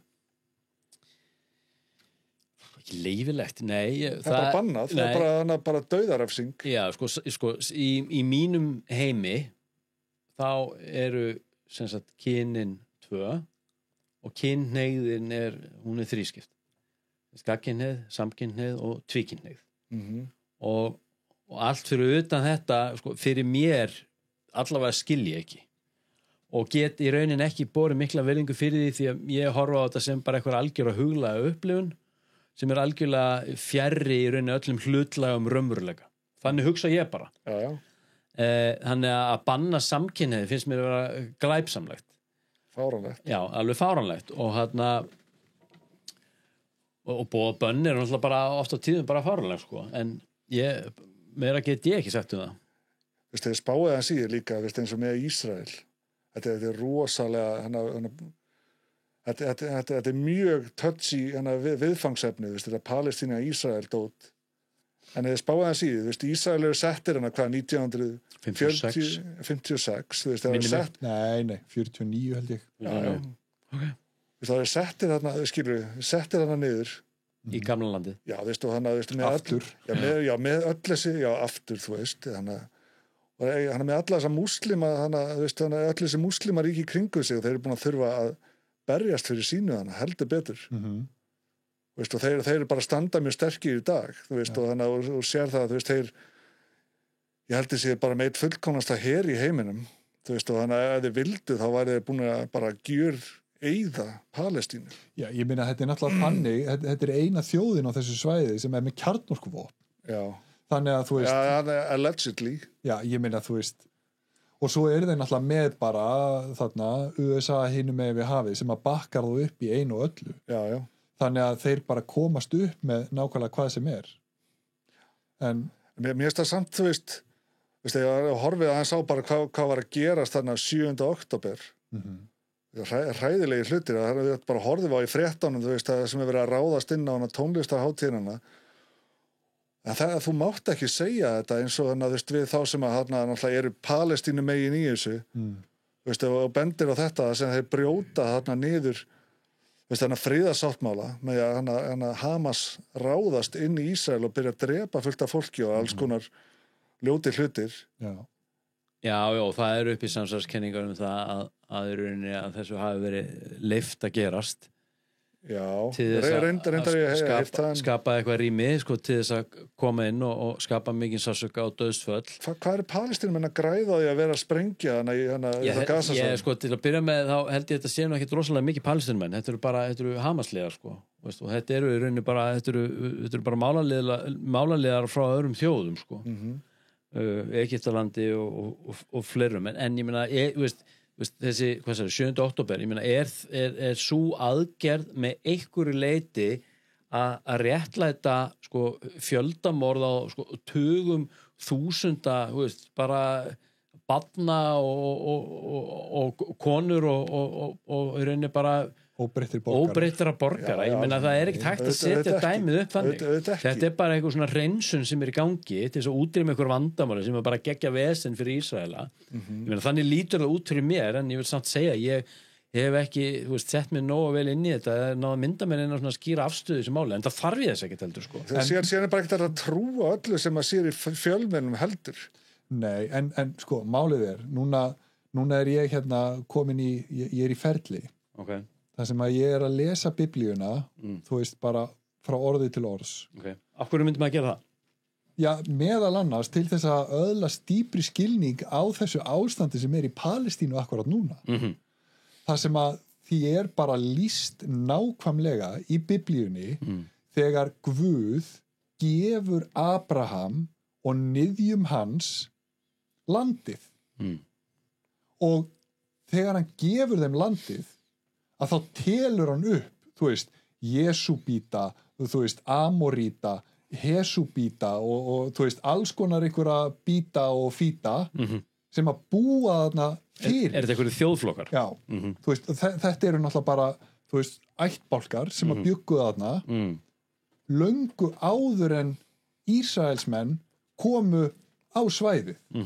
En síðan kemur Guð og hann velur Abraham og ættlið Abrahams til þess að búa í landinu og hann gefur þeim landið þrátt fyrir að sé fullt af fólki sem að búa þarna fyrir að þá bara ætlar hann að útrýma þeim og afmá þá af jörðinni og það er bara tekið mjög skýrt og skilmerkilega fram í annarri Mósebók að þú átt alls ekki að semja frið við íbúa landsins. Þú átt alls ekki að vingast við þá, þú átt ekki að taka konur þeirra, þú átt ekki að giftast innbyrðis eða neitt, þú átt að afmá þá af jörðinni. Þetta er arfurinn sem að Ísraelsmenn fá frá Abraham beint frá Guði. Þú veist, þetta er arfleiðin. En þetta er bara að þvæla. Ég meina, þú veist, segðu þeim það. Ég meina, hvað skammtafræði fígúra birtist hérna og kom með þessi skilaboð. Þetta kemur bara frá okkur síkópata. Nei, sko, fyrir utan það, við höfum eftir að fara svolítið djúpt í þetta, að því að núna er ég búin að vera að lesa hérna Exodus, aðra Mósebók, með, sko, augum geimverufræðings. Ok, here we go. Og ég get þetta Anunnakis? Ég get svo svarið það að svona með bara góðum ásetningi er fullkomlega eðlilegt að túlka sko í raun og veru samband Móse við drottin að Móse hafi í raun og veru verið brottnuminn að geimverum. Damn straight. Þarna erum við komnir. Já. Að sko hann fer upp á fjall, hann fer upp á Sínaífjall og Sínaífjallið er bara toppurinn á því, er bara sveipaður þoku og skýi og það eru bara þrumur og eldingar inn í skýinu og þú veist, og enginn má fara inn í skýið nema Móse. Og síðan kemur kemur Guð niður og Guð er bara svona, hann er bara svona skýstólpi. Já. Þú veist, hann er eldstólpi á næturnar og skýstólpi á daginn. Og þarna, þú veist, þetta hérna er bara klárlega eitthvað sem að sko er ekki af þessum heimi. Nei. Þarna er verið að lýsa, þú veist, sambandi manns við eitthvað. Í rauninni eitthvað æðri yfirnáttúrulegt. Já, eitthvað yfirnáttúrulegt sem að er bara ekki af þessum heimi. Nei. Af hverju er ekki búið eins og núna, þannig að hvað er ár síðan eða eitthvað, og þannig að viðurkendi bandaríkjamenn tilvist geimvera.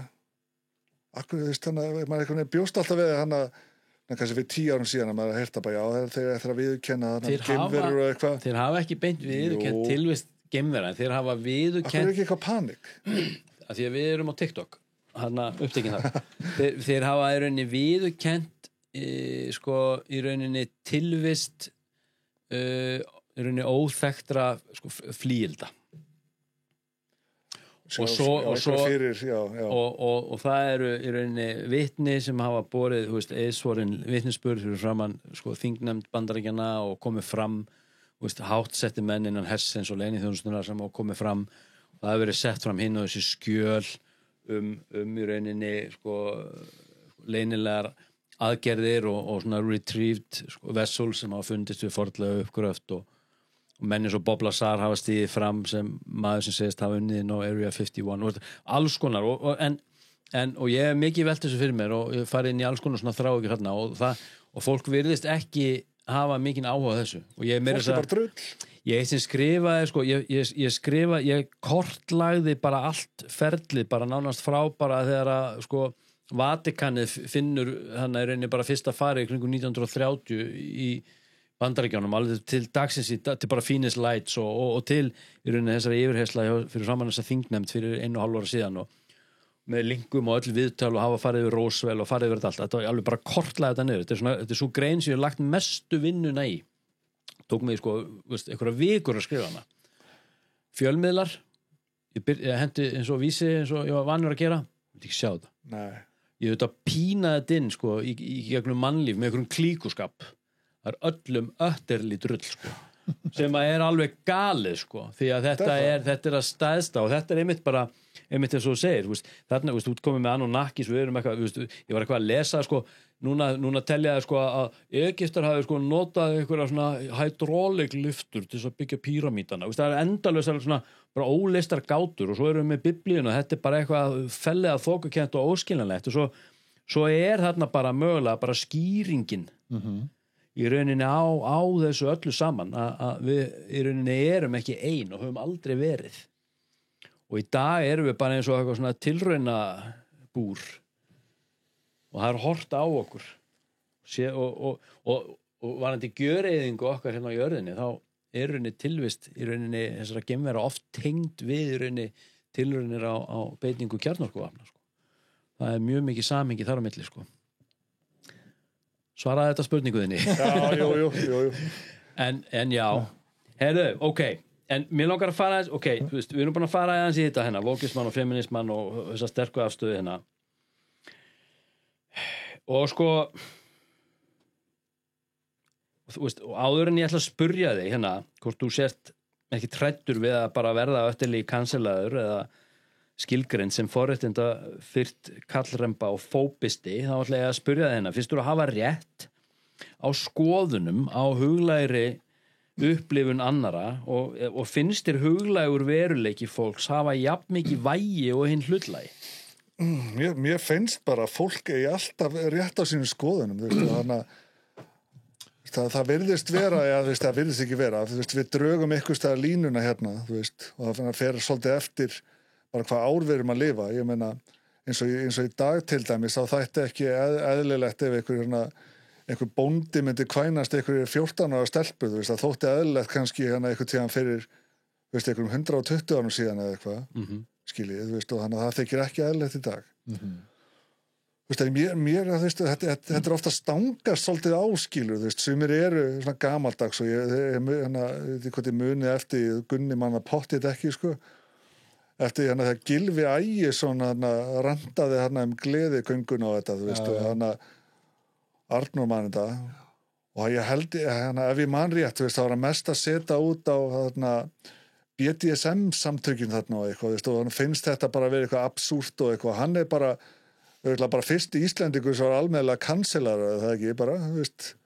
Jú, veist, og ég meina, hann er, þú veist, ég held að sé rosa mikið af fólki sem bara þolir ekki Gylfi Ægisson en hefur ekki hugmyndum út af hverju. Nei, þetta er bara svipað á Trump, en hann allavega, en sko hann og Jordan Peterson. Já, ég meina, þú veist, af hverju má maðurinn bara ekki eiga sína skoðun þarna, þú veist, hún er kannski gamaldags og hann þú veist, slæri ekki alveg í takti tíman hana, akkur má hann ekki bara eiga þessa skoðun og allir halda bara áfram með lífið og spá ekki í þessu. Já, ég meina þetta er svona, þú veist, tali byggja á bara, þú veist, hatri og fordómum og fáfræði og þú veist já, að einhvern veginn útskúfa og útiloka að það eitthvað, þú veist, að því að ég er með neikvæða skoðun á þér og þínum, að þá bara, já, er ég bara hatursfullur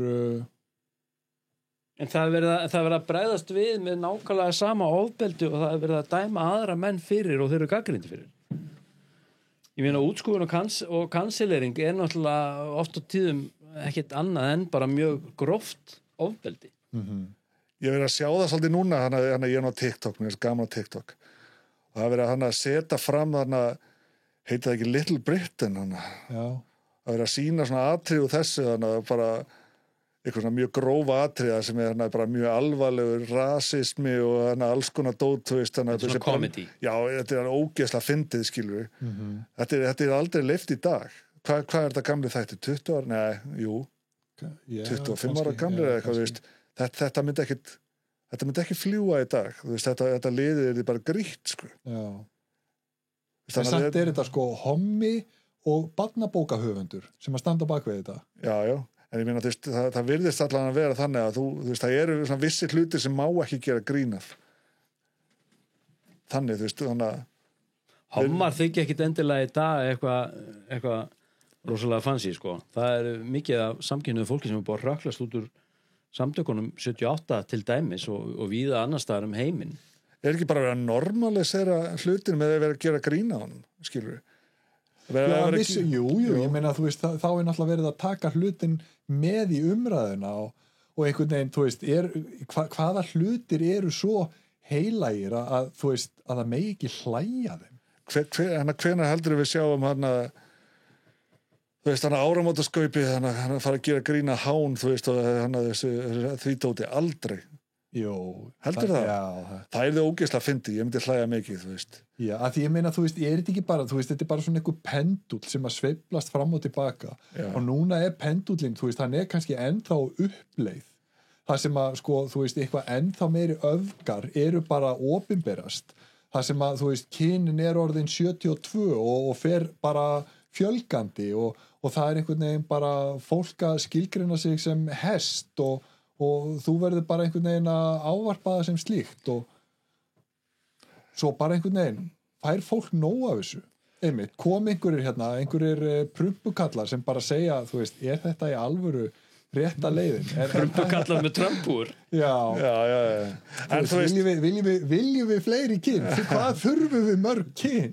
þau mega öll vera hana mín vegna sko, en hana að ég veit ekki, en er þetta samt ekki þú veist þannig að segjum sem svo að það gert grína þessu núna í hana bara áramótaskaupinu, þú veist, og hana einhverjum transfólki og eitthvað, þú veist myndi ekki bara öllu transfólkinu og hánunum finnast þetta ógeðslega fyndið og svo væri allt þetta viðkvæma fólk sem að móðgast fyrir hönd annara alveg að kapna á kommentarkerfinu yfir þessu það er svolítið þannig En ertu ekki smeykur við viðbröð fólks svona í kjölfar, veist, eins og þessa viðtals eða svona oft þessara kommenta núna erum við nú með reynslu á því að þú kommentaðir hérna á eitthvað post eitthvað tímann þar sem þú sagðir sameiginlegum vini að hysja upp þessi brækurnar og vera ekki svona fucking woke eða eitthvað álíka og mér varst þetta sjúklega fyndið og hann setti hláturskall við fæsluna og það sem að ég fekk út úr þeim gjörning var þarna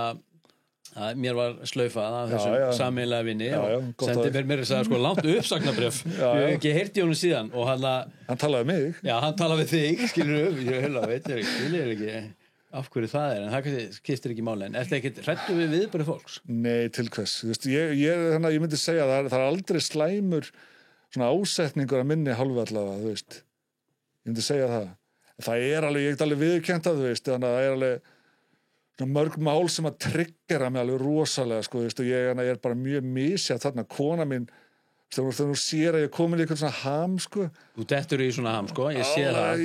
Ég þoli ekki að gera það stundum, skil líka, þegar stundum var ég til að segja bara, eigi þetta bara, þú veist. Já, því að ertu ekki að fæða bara eitthvað svona sásöka líka með einuna með sjálfur með því að taka þátt í ykkur svona eitthvað á okkur kommentakerfum, verður þetta ekki algjör þvæla? Ég held mér leiðist bara, ég ætti frekar að fara að lesa biblíuna bara eins og sumir. Já, held að þetta var stofnað lesóp, Ég held að Arnór hafi bara alltaf mikið frítíma, sko, ég held að það var að fara að koma hann er að vinna í skóla, hvað heldur maður? En þú veist þetta er náttúrulega mjög sérstakt umhverfi sem við erum í þarna, þú veist þetta kommentakerfi, þetta er svo toxic, sko. En þetta ég er ennþá bara að spá í, þú veist gera grína transfólki, þú veist hvað er hægt að gera grína transfólki? Ég veit það ekki. Ég spáði að googla það eftir. Því maður bara, nummer 1 vissi ekki að ég mætti það. Nei. Og nummer 2 þá bara veit ekki hvar það er, sko. En taland hennar statuskunni. Hvað er status? Sem að hana þú skrifaður undir hennar og settir hlátukallin og allt þetta hana. Já. Veist, þannig er ég eiginlega bara svona bara upplýsa svona minni fáfræði á þessu kynja dótið, þú veist, þessum 9 kynum og bara svona uppljóstra með þarna og það var haugur að liði, ég fekk mikið enga skilabóðum eitthvað, þannig að ég alltaf inni fann að hata transfólk, ég veit ekki alveg hvaðan það kom, sko. Já, kommenti frá þessum sameiginlega vini var eitthvað á fanboyina, það er öllum drullu saman það hvað þér finnst. Já, þú veist. Settur þú hlátukall á það? Nei, svo kemur Ívar og sagði hann eitthvað að hysja upp þessu brækurnar að hætta þessu vókurugli og mér fannst það sjúklega fyndið, sorry, mér fannst það bara fyndið, sko. Þetta er fyndið, skilur við. Það er alltaf tilgangur dagsins. Hvað þið þetta þumal? Hefði þið sagt þumal, þá var ég að samþykja. Hefði þið sett hlátuskall, hefði þið sagt hjarta, þá var ég svona strákar, stilla til friðar. Þetta reyðakallin. Reyðakallin. Já, einmitt. Ég veit að ég er ekkert á móti transfólki, bara 0, sko. Ég er bara ekkert á móti fólki yfir höfuð. Ég skil það. Ég get alveg viðurkennt að ég er ekkert sérstaklega hrifinn að bara hvað er að gerast í innflytjendamálum. Þótt ég hati þá ekki, en ég er að segja, ég er ekki hrifinn að þessari stefnu sem við erum að stíga í hana. Nei. Veistu, en hvað er Ísland samt ekki með mjög, getum við sagt, svona að vissuleiti öfgafulla stefnu? Það sem að, þú veist, það er ekkert auðvelt fyrir innflytjendur að koma til landsins. Ég meina eins og með til dæmis þarna, þú veist, allt þetta fólk frá Venezuela sem að þarna kom til landsins, getum við sagt, næstum því eiginlega bara á fölskum forsendum. Það sem að þetta er fólk sem er að koma frá landi, það sem að, sko, opinberlega, þú veist, það engin krísa í gangi í Venezuela og síðan allt í einu kemur hérna bara einhver hópur af fólki frá Venezuela að því að, þú veist, einhvern veginn komust þær upplýsingar til Venezuela að það væri hægt að komast til Íslands sem pólitísku flóttamaður. Þegar þið sjáðu líka bara að hafa það mjög fínt hérna á bótum og já, ég meina, þið munið eftir þessu fyrir nokkrum árum þegar það kom allt í einu hérna bara, þú veist, svoleiðis flugfarmar af albönskum kallmönnum til Íslands í leit að pólitísku hæli. Já. En, þú veist, það engin pólitísk krísa eða neitt svoleiðis í gangi í Albaníu. Ég talaði við einn Albana á þeim tíma og hann kom hérna til landsins og býr hérna í dag með konu og barni og búin að kaupa sér íbúð og með vinnu og allt, sko. Og hann, vinnir hans var að koma hérna inn og sækja pólitískt hæli og þeim var öll kastað út aftur.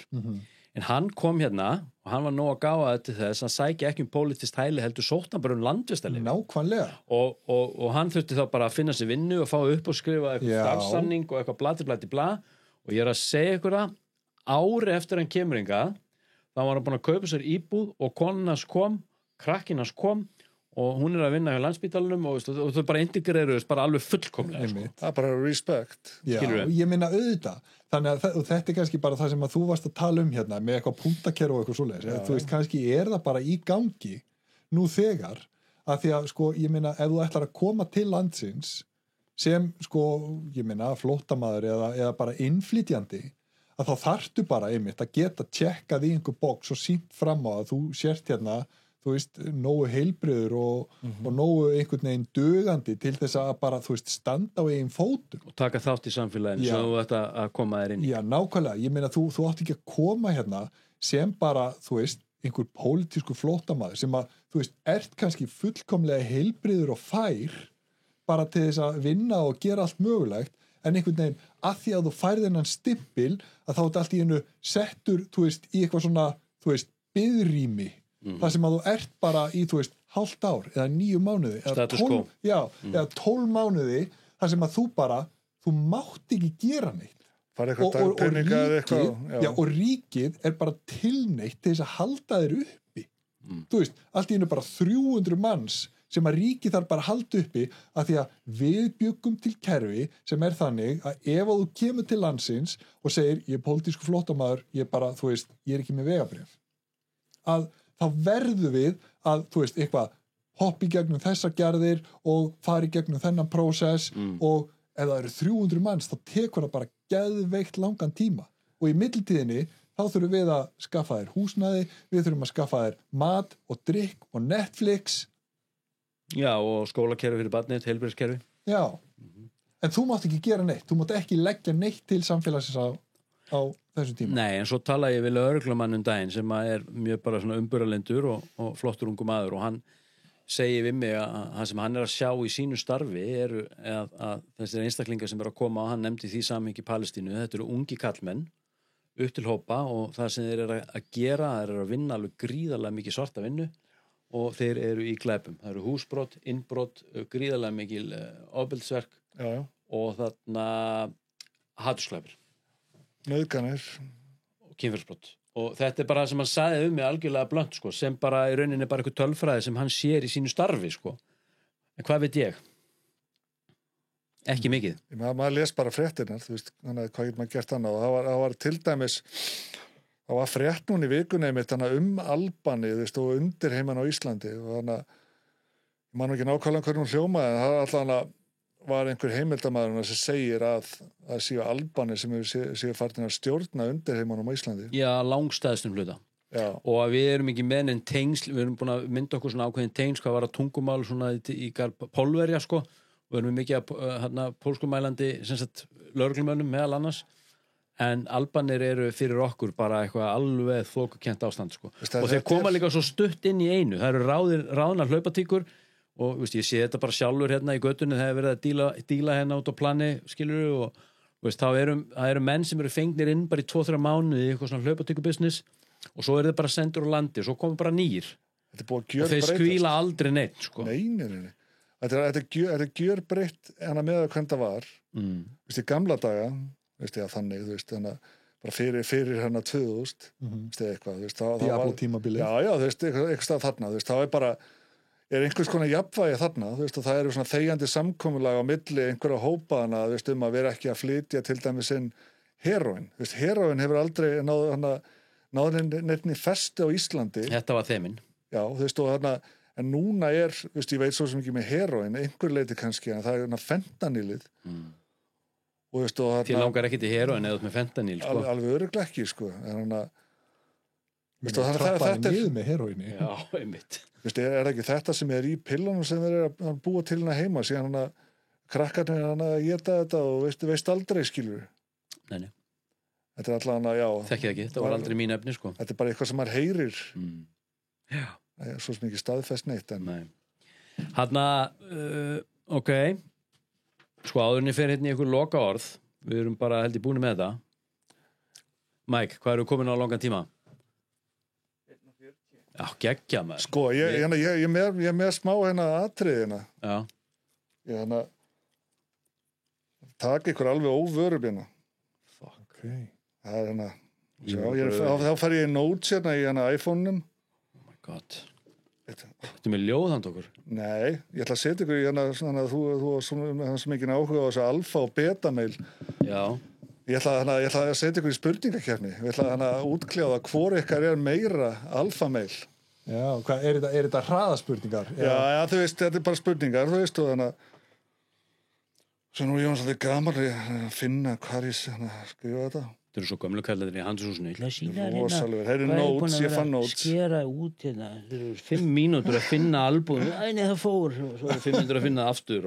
Sér ég fann að sjá illa, sko, ég er ekki með gleru. Vistu lána þessi það? Nei, ég er góður. Okay. Heyrðu, sko, byrja að gunna. Hefur þú hort á Predator á árinu? Nei. Arnór? Ég hef hort á skrýmslið, já, en ég hef ekki hort á myndina. Nei. Ok, nei. Þetta var mjög perralegt, sko, en ok, það er ekkert stig fyrir það. Ég hef hort á skrýmslið. Það er ekkert stig fyrir það, sko. En hann hver er max liftaðin í back? 100. 100, Arnór? Ég held að, þú veist, seinast þegar ég var eitthvað að maxa back, ég held ég hafi aldrei tekið meir en 80 kíló í back, sko. Já, samt respekt, skilur, það er bara, já, 80 kíló er flott. Hvað er þungur? Ég er, 78. Já, það er reyna að láta hún líða betur. Já, ég er svo meðvirkur með þér. Ég segi bara að þekkja Arnór, síðan vorum bara litli pollar, sko. Já. Er það annað maður sjá? Ég meina rosalega óþægilega spurningu fyrir ykkur. Ok. Ertu með hærri grunnlaun en konaðinn? Nei. Losers. Heyrðu, ok. Talandum jafnluna vottaður. Ok, heyrðu hérna sem geti kljáð þetta jafnvel. Það er 2 eftir samt. Hversu graður eftir á skalanum 1-10? 48 ára gamall. Já. Þú ert að tala mann sem glímdu við, sko, 30 ára klámfíkn, sko. Já, ég veit það. Ég myndi segja 1-10, þá er ég svona 6,5. Arnór? Já, ég er alveg pottet 7,5, sko. Já, Arnór tekur stíðið þannig. En ég beisla orkuna öðruvísi, ég er mjög andlegur. Heyrðu, ein önnur spurningina, af því að þú átt nú Bronco, Gunni. Yeah, baby. Það er alfa meila eiga Bronco. Damn straight. Það er beta meila kunni ekki að gera við hann. Ég smíða þetta hús hérna, maður. Þetta er bjóðnað bótt, sko. Mér er alveg sama, ég horfi ekki á þetta hús. Þannig að getið þú skiptið bremsuklossa í bíl? Veistu það? Ég átti Ford Ecoline í 7 ár. Ég reyndi einu sinni að enda á búkum út á götu. Ég ætti að fá viðgerðarmenn á svæði. Arnór? Já, ég geti það. Arnór er meira alfa en þú. Ertu að grína? Þetta er búið. Fuck. En ok, en ég var með þetta að ræða þetta á konuna. Er ég ekki bara í svona miklum tengslu mitt kvenlega innsæi?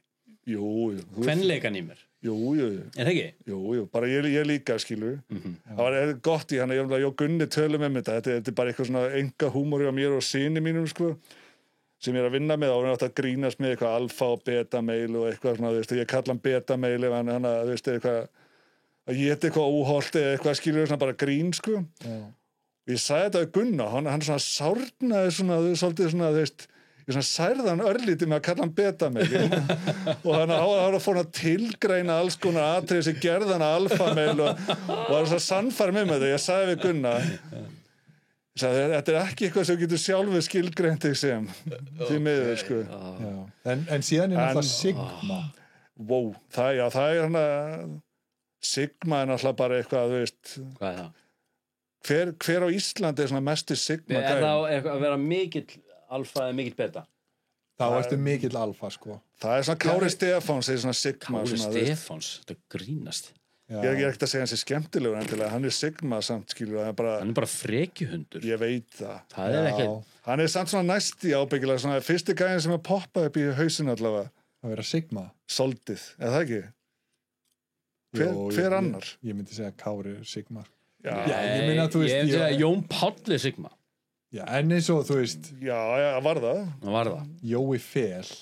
Jói Fel alfa og þú veist hann að Jói Fel töffari, sko. Já. Kona við pínu skotin, já. Er það? Já, hún það. Hann á föstu, sko. Ég veit það. Já, hún líka á föstu, hún gift með þessu. Já, ég held að hafi nú ekki alltaf stoppað Jói Fel, sko. En sko, talandi þetta dæmi, þú veist, þess að Jóa Fel. Veist, hann kom einhverja fréttir daginn, ég man ekki hvort hann var ekki að byrja með eitthvað svona, hvað heitir þetta, svona eitthvað uppskriftasíðu eða eitthvað. Já, hann var að hætta með eitthvað veitingastað og opna eitthvað annað. Uppáhalds veitingastæði mér, þannig sem var hann í listahúsunum hann, ógeðslega góður matur hann. Já. Og hann veist, þetta er sumir tveir gæjarnir sem ekki opna á sig kjaftinn í fjölmiðlum, það hann og Bjössi World Class. Þá, þú veist, það bara, fólk urlast bara, þú veist, og hann kennitölu hitt og þetta og eitthvað. Já. Og eins og sérstaklega með Bjössa, mér finnst hún mikið vegið á honum, skilur. Hann var í einhverju viðtalin daginn, hann hlusta á hann og hann segist búin að vera með sömu kennitöluna í eitthvað next tíma eða eitthvað. En þú veist, þetta allt sama fólki sem að drulla yfir hann. Og þetta fólk sem aldrei tekið sjensa í lífinu kannski, þú veist, það búið að vinna sömu vinnuna í 30-40 ári eða eitthvað, skilur, og hvar væri við án svona kalla eins og Bjössa sem að hafa kannski farið á hausinu eða eitthvað, skilur, og maðurinn með eitthvað þú veist, bara eitthvað stjarnfræðilegt, þú veist, vörgklass náttúrulega rosalegt dæmi. Ég hef allavega ekki farið ókipis í sund í dag. Nei, en þú veist, ég sé að vörgklass bara, þú veist, það bara mannréttindi að hafa þetta á Íslandi. Er það ekki? Það lífsgæði. Ég reyndar ekki að æfa í vörgklass, ég að æfa í sporthúsinu. En þú veist, eins og í vörgklass, þú veist bara, hvað er maður sem marga í vinnu, þú veist, sem að borga skatta, þú veist, og hafa tekjur af, þú veist, og hann að selja varning og þetta hljótaður einhverju miljardar í hann að veltu ári. Alveg klárlega. Og síðan fólk eitthvað hann að, þú veist, að urða yfir hann á samfélagsmiðlum, skilur, eitthvað fólk sem að, þú veist, er svo boring, skilur, aldrei búið að gera neitt á ævinni. En er þetta ekki bara eitthvað svona fámennur, háar hópur? Soldið. Eða ekki? Soldið. En ég meina, þú veist, af hverju erum við alltaf að dæma aðra? Ég veit ekki. Þá líður okkur betur. Já, soldið. En svona eitt í lokum, finnst ykkur hérna, erum við að koma ágætlega út úr þessu viðtali? Erum við búin að vera óviðeigandi á okkur nátt? Ég er búin að vera að vanda mig, sko. Ég er búin að taka til því. Já, þú veist. Ég hefði viljað fá eitthvað góðan transparandara, sko. Ég skal bara senda hann í engaskýrun. Já, ok. Það, þú veist. Þú veist, ég segi bara sem betur fyrir fóðu ekki að ranta einhvern anskötunina, því að þú veist, það er aldrei einhvern veginn, þú veist, minn ásetningur að fara að hata einhvern eða, þú veist, eða níða einhvern niður, þú veist, aldrei. Sem að geta haft sína skoðanir og annað. Eitthvað lokaorð? Lokaorð, bara make America great again. Frábært. Það bara gerir heiminn góðan aftur. Gerum heiminn góðan aftur. Djúlísmjöla. Herðu, Ívar á gröfinni, skotspotn hugans inn í kvöld. Takk fyrir að mæta til okkar. Og ég ætla að ljúka þessu hérna með að segja að við hér í Alkasti Þvottahússins mælum með að þið farið inn á heimasíðu Betri daga og skoðið úrvalið. Andri Æsland, skoðið hvað er bóðið þar og fargufan.is eða þið viljið svitna úr ykkur eitrinu. Einnig viljum minna fólk á að subscribe eða followa á streymisveitum eins og Spotify og YouTube. Það má líka finna Alkastið, Þvottahúsið, Facebook og Instagram. Namaste bitches. CC.